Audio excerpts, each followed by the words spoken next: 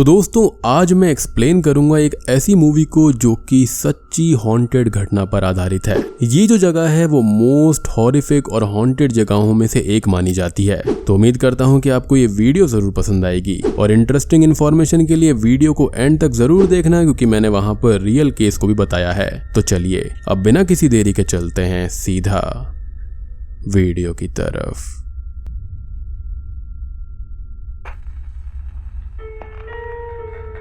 Movie की शुरुआत सन 1935 यानी कि साल 1935 में होती है, जहां पर हम एक प्रीस्ट को देखते हैं जो कि कुछ बुक पढ़ रहा था। तभी उसे दूसरे रूम से कुछ आवाज आती है और वो अपनी बीवी को मार देता है, जिसके बाद वो खुद भी वहीं पर फांसी लगाकर सुसाइड कर लेता है। खैर अब अगले दिन हम चर्च के बिशप को देखते हैं जिनका नाम मलाची होता है। अब अगले दिन बिशप मलाची एक फिजिशियन को लेकर उस प्रीस्ट के घर पर यानी कि मॉर्ले हॉल में पहुंचते हैं, जहां पर उन्हें फांसी से लटकी हुई उस प्रीस्ट की लाश मिलती है। और अब मलाची उस फिजिशियन को ये बोलते हैं कि लाशों को छुपा दो और इन चीजों को यहीं पर दबा दो और बाकी चीजें जो बचे उनको जला दो, और यहीं पर सीन कट हो जाता है। अब कहानी जाती है 3 साल आगे, जहां पर चर्च में रहने के लिए लाइनस को दिया जाता है। लाइनस ने वहां पर अपनी वाइफ मैरियान को रहने के लिए बुलाया था और ये उसकी दूसरी शादी थी। और पहली पत्नी से उसकी एक बेटी भी थी जिसका नाम एडलेड होता है, लेकिन वो भी लाइनस और मैरियान के साथ में ही रहती थी। लाइनस अब मैरियान को पूरा घर दिखाने जाता है, जबकि एडलेड अकेले ही अपने रूम में चली जाती है।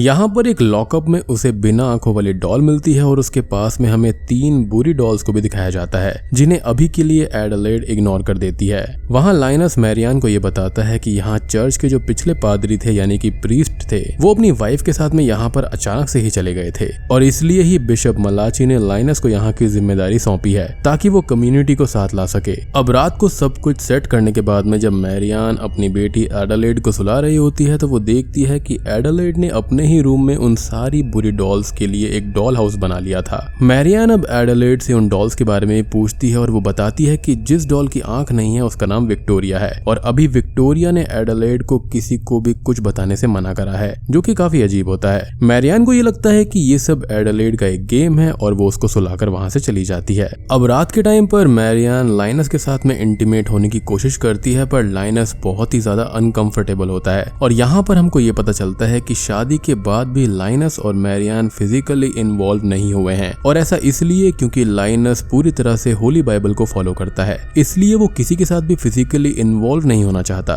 बट इस बात पर मैरियान दुखी होकर अपने ड्रेसर के आगे बैठ जाती है और तभी उसे दरवाजे के पीछे से कुछ आवाजें आने लगती हैं और वो ये सोचती है कि लाइनस ही वहां पर होगा, लेकिन लाइनस वहां पर नहीं होता। तो मैरियान थोड़ी सी कंफ्यूज्ड हो जाती है। अब वो अगली सुबह लाइनस को इसके बारे में बताती है और एडलेड भी ये कहती है कि उसने भी रात में कुछ अजीब सी आवाज सुनी थी, लेकिन लाइनस ये कहकर बात को टाल देता है कि वो चूहा होगा। लाइनस अब मैरियान को ये सजेस्ट करता है कि उसे एडलेड के साथ आज शाम को मूवी देखने जाना चाहिए, जिसके बाद मैरियान ऐसा ही करती है और शाम को एडलेड के साथ में मूवी देखने चली जाती है। अब मैरियान थिएटर से बाहर आती है, जहां पर हम ये देखते हैं कि एक अनजान शख्स ने किसी कारण से मैरियान पर नजर रखी हुई थी। अब दूसरी तरफ लाइनस भी वहीं से चर्च जा रहा होता है, लेकिन वो रास्ते में मैरियान को टाउन के किसी आदमी के साथ बात करते हुए देखता है, जिससे उसको काफी बुरा लगता है, लेकिन वो बिना कुछ बोले ही चर्च आ जाता है और यहाँ पर अपनी प्रेयर्स पूरी करता है। तभी अचानक एक शख्स उससे मिलने आता है जो कि मैरियान पर नजर रख रहा था। वो लाइनस को बताता है कि वो जिस मैनर में इस वक्त रह रहा है वहाँ पर कोई कल्ट के लोग रहा करते थे,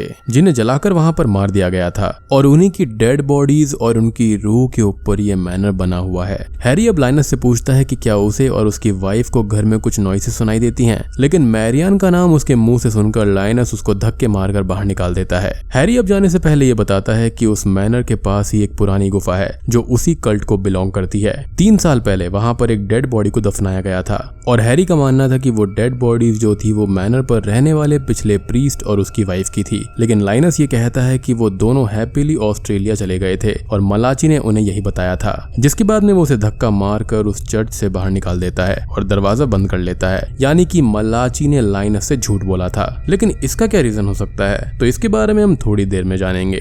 खैर दूसरी तरफ हम मैरियान को देखते हैं जो कि अब घर पहुंच चुकी थी और एडिलेड के साथ खेल रही थी। तभी अचानक से ही एडिलेड कहीं गायब हो जाती है और मैरियान उसे पूरे घर में ढूंढती रहती है, लेकिन वो उसको कहीं पर भी नहीं मिलती। जिसके बाद वो बेसमेंट में चेक करने जाती है और मैरियान को वहां बेसमेंट के अंदर एक मिरर मिलता है। और ये मिरर काफी अजीब था क्योंकि इस मिरर पर बनने वाली जो मैरियान की रिफ्लेक्शन थी वो काफी देर बाद मूवमेंट कर रही थी। लेकिन तभी एडिलेड वहां पर अचानक से आकर मैरियान को डरा देती है। अगले ही पल हम देखते हैं मैरियान एडिलेड को सुलाने उसके रूम में ले जाती है, जहां पर मैरियान उससे उसके डॉल हाउस के बारे में पूछती है, जहां पर वो मैरियान को सब कुछ समझाती है। लेकिन तभी वो एडिलेड के डॉल हाउस में 3 डॉल्स का भी एक रूम नोटिस करती है और जब मैरियान उससे इसके बारे में पूछती है तो वो ये बोलती है कि मैं ये नहीं बता सकती क्योंकि मेरी माँ ने बताने के लिए मना किया है। अब मैरियान चौंक जाती है और वो एडिलेड को बताती है कि मैं ही तुम्हारी माँ हूँ, लेकिन एडिलेड ये बोलती है कि तुम मेरी मॉम नहीं हो और तुम एक झूठी हो। तभी मैरियान को इस चीज पर गुस्सा आ जाता है और वो एडिलेड को जबरदस्ती सुलाकर वहां से चली जाती है। अब रात के टाइम पर मैरियान अपनी विंडो से देखती है कि उनके घर की नौकरानी बेट्सी जो होती है वो गार्डन में है और जो एडिलेड की डॉल थी ना, बिल्कुल वैसे ही दिखने वाली एक फिगर बेट्सी को मारने के लिए आगे बढ़ रही है। अब मैरियान बेट्सी को आवाज लगाती है पर उसे कुछ भी सुनाई नहीं देता। तभी वो बेट्सी को बचाने के लिए भागती है। अब मैरियान गार्डन में पहुंचती है जहां पर उसको बेट्सी मरी हुई मिलती है। अब वो चिल्ला चिल्ला कर लाइनस को बुलाती है, लेकिन हम यहाँ पर ये समझ पाते हैं कि मैरियान जमीन पर पागलों की तरह बैठी हुई थी और बेट्सी वहां पर थी ही नहीं। हम ये समझ पाते हैं कि ये सब मैरियान का एक हेलुसिनेशन था और ऐसा इसलिए हुआ क्योंकि ये घर मैरियान पर हावी होने लगा है। अब वो अगले ही दिन एडिलेड के साथ में उसी फिजिशियन से मिलने जाती है जिसको मलाची स्टार्टिंग में बुलाकर लाया था। वो उन्हें ये बताते हैं कि ये सब आम बात है और नई जगह की वजह से ऐसा हो सकता है। लेकिन जब उस फिजिशियन को ये पता चलता है कि मैरियान असल में वहां के प्रीस्ट की वाइफ है जो कि अभी मैनर में रह रहे हैं, तो वो थोड़ा डर जाता है। लेकिन वो मैरियान को इस चीज का रीजन नहीं बताता। फिजिशियन अब सीधे एक बार हैरी से मिलने पहुंच जाता है और वो उसको कुछ बताने ही वाला होता है कि तभी बिशप मलाची वहां पर पहुंच जाता है। हैरी उनसे पूछता भी है कि वो उस घर के बारे में क्या राज छुपा रहे हैं। उसके बाद में उन दोनों में बहस हो जाती है और मलाची उसे धमकी देकर वहां से चले जाते हैं। हैरी अब सुबह नशे की हालत में अपने घर के लिए निकलता है, लेकिन तभी वहां पर मलाची अपने कुछ आदमियों के साथ पहुंच जाता है और उसकी पिटाई करवा देता है। यानी कि ये कोई बहुत बड़ा गहरा राज वहां पर छुपा रहे थे।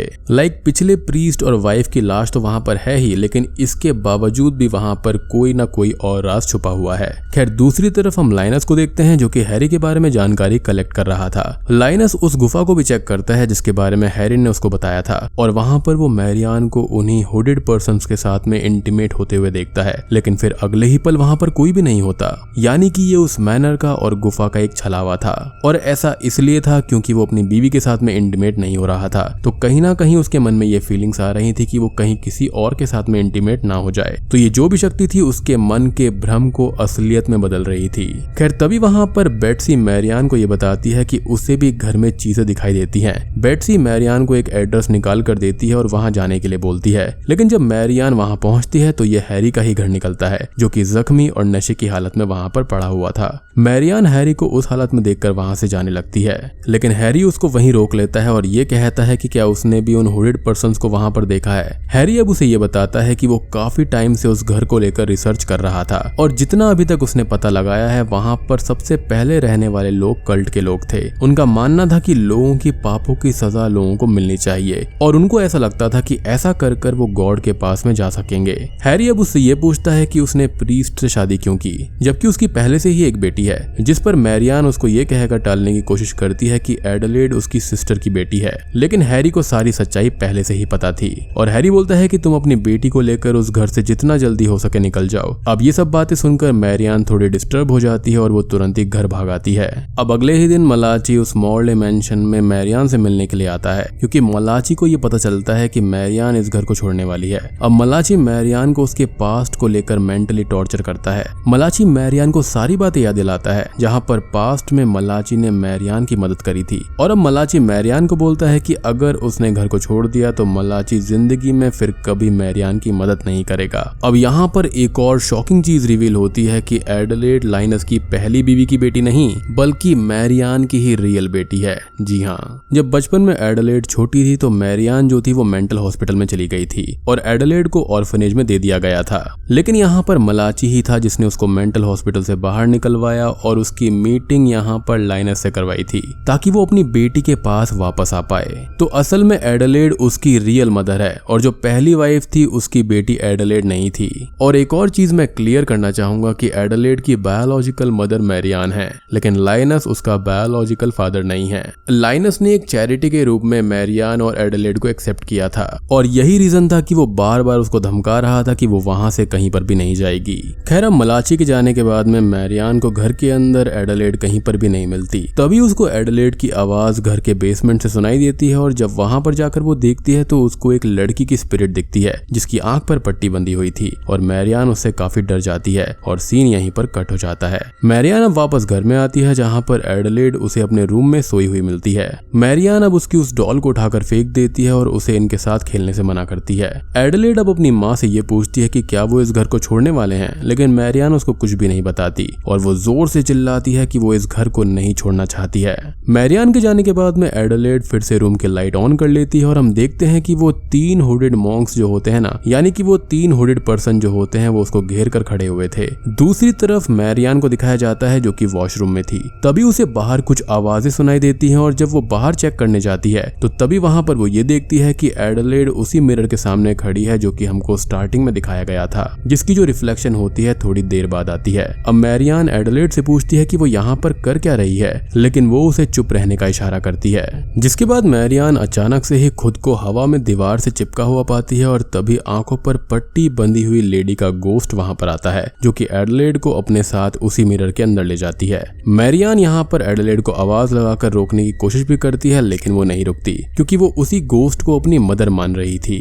अब वो ये बात आकर लाइनस को बताने की कोशिश करती है लेकिन वो नशे में धुत होता है और मैरियान की बातों को मजाक में उड़ा देता है। मैरियान को अब कोई होप नजर नहीं आती और वो सीधा हैरी के घर पर जाती है और उससे हेल्प मांगती है। फिर हम लाइनस को देखते हैं जो कि नशे की हालत में अपनी मेड बेट्सी को ढूंढ रहा था। तभी उसे भी वही हुडेड मॉन्क्स नजर आते हैं और अब मैरियान हैरी को लेकर घर पहुंचती है और वो बेट्सी को ठीक उसी जगह पर मरा हुआ पाती है जहां पर उसे ऐसा होने का एहसास हुआ था, यानी कि वो गार्डन वाला सीन। बेट्सी का मर्डर नशे की हालत में लाइनस ने ही किया था और अब लाइब्रेरी में बैठकर वो एक ही बात को रिपीट कर रहा था कि clean it up, clean it up. Marianne उसे संभालने की कोशिश करती है लेकिन लाइनस कोई भी जवाब नहीं देता। हैरी अब मैरियान से ये कहता है कि वो एडलेड की कोई भी प्रेशियस चीज लेकर आए, जिसके बाद में मैरियान एडलेड की डॉल को लाने के लिए उसके रूम में चली जाती है। यहाँ पर हैरी लाइनस को होश में लाता है और उसे यकीन दिलाता है कि बेट्सी का मर्डर उसने नहीं बल्कि इस घर की डार्कनेस ने किया है। अब तभी मैरियान यहाँ पर वो डॉल लेकर पहुंच जाती है और यहाँ हैरी उसे इस घर की पूरी स्टोरी सुनाता है। कई साल पहले इस घर में उन्हीं हुडेड मंक्स ने एक लेडी को टॉर्चर किया था और वो लेडी प्रेग्नेंट थी, लेकिन फिर भी उसकी आंखें निकाल दी गई, उसके शरीर को चीर दिया गया, उसके बच्चे को मार दिया गया और फिर उसे भी मरने के लिए वहीं पर छोड़ दिया गया था।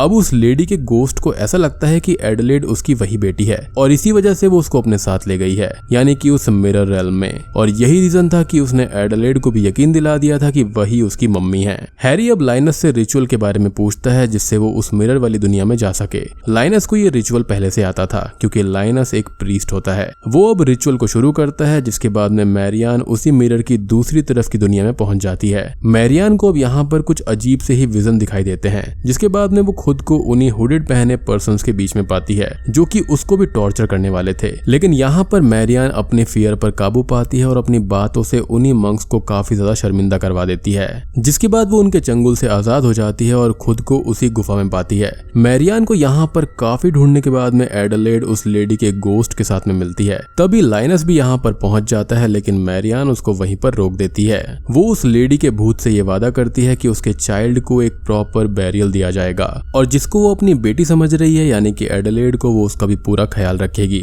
जिसके बाद में वो स्पिरिट एडलेड को मैरियान को लौटा देती है और लाइनस और हैरी अब उस लेडी और उसकी चाइल्ड को प्रॉपर बैरियल देते हैं और वो एडलेड की डॉल को भी उसके साथ दफना देते हैं और उन सभी की लाइफ नॉर्मल होने लगती है और लाइनस रोजाना चर्च जाने लगता है। अब मूवी के एंडिंग सीन में हम ये देखते हैं कि मलाची जो होता है वो उनकी बॉडीज को फिर से एक्सट्रैक्ट कर रहा होता है और अपने साथ में ले जाता है, यानी कि ये बंदा अभी भी सुधरा नहीं था और ये बॉडी वो किसी और को नहीं बल्कि नाजी ऑफिशियल्स को देने वाला था जो कि शायद से इन पर एक्सपेरिमेंट करने वाले थे। लेकिन आप ये सोचेंगे कि नाजीज इनकी बॉडी और इनके बोन्स का क्या करने वाले हैं, तो असल में ये जो लेडी थी ना वो एक नन थी और रूमर्स के हिसाब से ये कहा जाता है इस फिल्म के अंदर कि जो नाजीज थे वो ब्लैक मैजिक वगैरह किया करते थे और उनको को एक नन के बोन्स की रिक्वायरमेंट थी जो कि सबसे ज्यादा हॉन्टेड हाउस की होनी चाहिए। इससे वो एक रिचुअल करना चाहते थे और वॉर में जीत हासिल करना चाहते थे। लेकिन सवाल ये उठता है कि बिशप उनकी हेल्प करना क्यों चाहता था। सो माइट भी वो भी ब्लैक मैजिक वगैरह में इन्वॉल्व हो सकता है या फिर उसको बस पावर और पैसा चाहिए होगा। अब बात करें उस नन के बारे में, यानी कि उस स्पिरिट के बारे में जिसकी आंख पर पट्टी बंधी हुई थी, तो असल में इन 3 हुडेड पर्सन्स ने ही उसके साथ में कुछ गलत किया था और वो प्रेग्नेंट हो गई थी, जिसके बाद में ही इन तीनों ने उसको मार डाला था। और शायद से ये बातें पता चलते ही सभी लोगों ने उनको भी जला दिया और बूम, इसी के साथ में ये मूवी यहीं पर खत्म हो जाती है। और दोस्तों ये जो मूवी है ना वो रियल कहानी के ऊपर बेस्ड है। असल में इंग्लैंड के अंदर एक बॉर्ले रेक्टरी नाम का हाउस है जो कि मोस्ट हॉन्टेड हाउस के नाम से जाना जाता है, जिसको साइकिक रिसर्चर हैरी प्राइस ने इन्वेस्टिगेट किया था। 1929 में सडनली ही ये घर बहुत ही ज्यादा हॉन्टेड हो गया था। यहाँ पर ढेर सारी पैरानॉर्मल घटनाएं घटने लगी थी। हालांकि इस घर के बारे में ढेर सारी कहानियां प्रचलित हैं और भी काफी सारी थियरीज वगैरह यहाँ पर हैं। तो अगर आप चाहते हैं मैं इसके लिए एक सेपरेट वीडियो बनाऊं तो कमेंट सेक्शन में जरूर बता देना। तो दोस्तों ये थी द वैनिशिंग मूवी की कहानी। उम्मीद करता हूं कि आपको ये हॉरर मूवी पसंद आई होगी। पसंद आई है तो वीडियो को लाइक कर देना, चैनल पर नए हैं तो सब्सक्राइब कर लीजिए। तो मैं आप सबको मिलता हूं अगली वीडियो के साथ में, तब तक के लिए